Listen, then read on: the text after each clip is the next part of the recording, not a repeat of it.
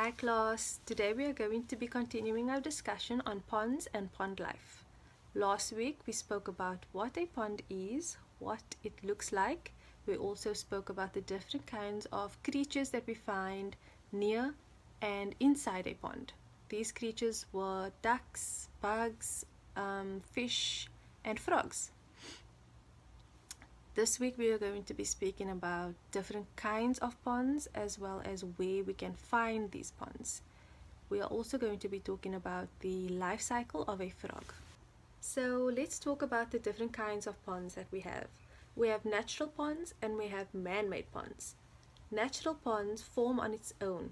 This happens when there is a hole in the ground and rain starts to fill this hole. After some time, water plants will grow in this hole and this will attract birds and bugs.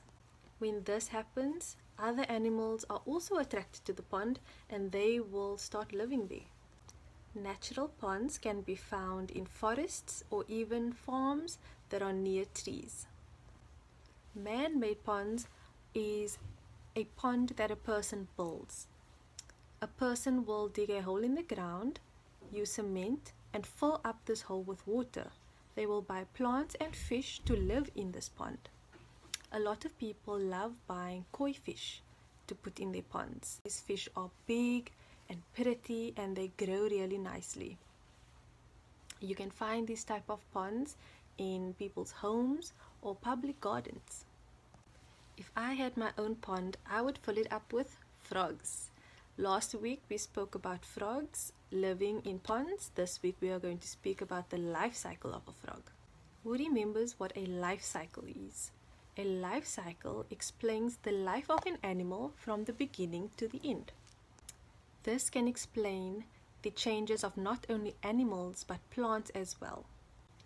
A frog's life cycle starts when a frog lays eggs in the water. These eggs are called frog spawn. The spawn then grows into tadpoles.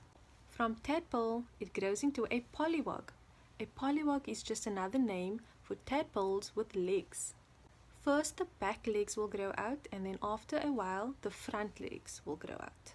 When their tails start getting shorter, they are known as young frogs. But once they lose their tails, then you know that they are adults. Another interesting fact about frogs is that the most common toad that we find in most ponds can live up to 12 years. So boys and girls, I hope you enjoyed this week's discussion.